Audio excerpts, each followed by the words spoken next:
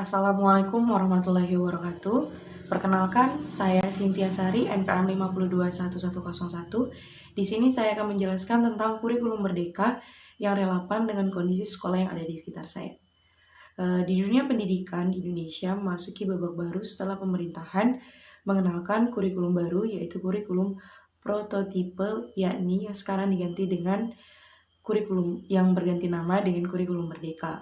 Sebelum di sekolah umum diterapkan kurikulum 2013, sejak pandemi COVID-19, sistem pendidikan di Indonesia mengalami perubahan. Beberapa sekolah ada yang menggunakan kurikulum 2013 yang disederhanakan mengingat pembelajaran tidak bisa dilaksanakan secara maksimal. Seperti yang umumnya kita ketahui, bahwa pandemi COVID-19 telah membuat krisis di segala bidang, terutama pada bidang pendidikan. Dampak pandemi tersebut dalam pendidikan dapat terlihat dari kualitas belajar yang menurun, sehingga para siswa mengalami learning loss atau menurunnya kemampuan pembelajaran. Demi memulihkan mutu pendidikan pasca pandemi, pemerintah merancang kurikulum prototipe, yakni merupakan penyempurnaan dari kurikulum sebelumnya, dan saat ini berganti nama dengan kurikulum merdeka. Kurikulum merdeka dinilai bisa menjadi solusi pemulihan pembelajaran untuk menunjang efektivitas pembelajaran serta memperbaiki kualitas pendidikan. Sehingga kurikulum merdeka itu dipercaya akan mampu mengejar ketinggalan pembelajaran akibat pandemi COVID-19.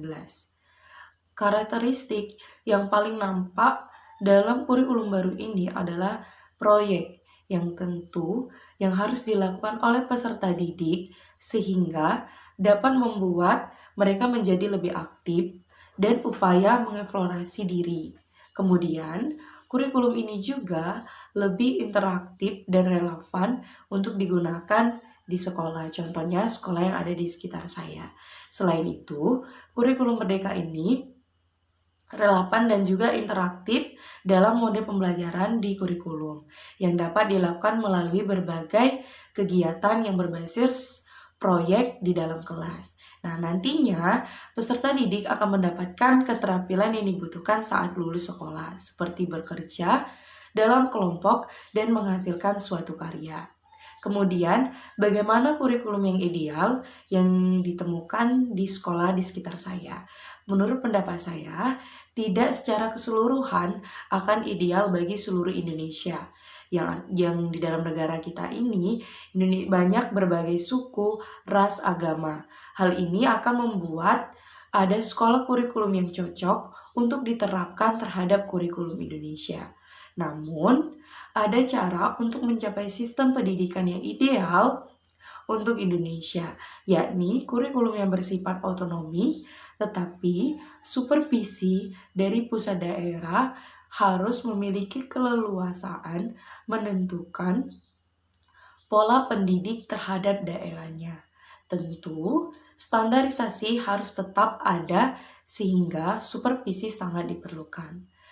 Di sekitar sekolah saya, di sekitar saya ada beberapa sekolah, yakni apalagi dengan kapasitas seorang anak yang masih murni, yang berbeda dengan seorang dewasa yang sudah matang dalam nalar.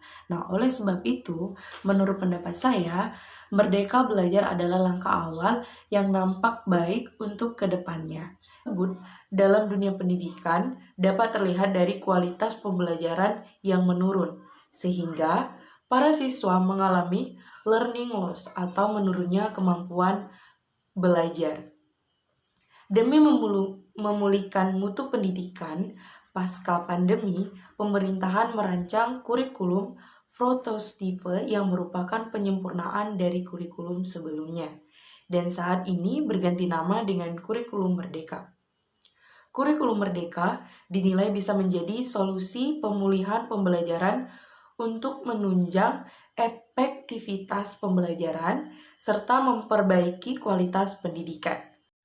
Baiklah, mungkin itu saja yang dapat saya sampaikan. Saya selaku penyampai materi, apabila ada kata salah saya mohon maaf. Kepada Allah saya mohon ampun. Semoga bermanfaat. Saya akhiri.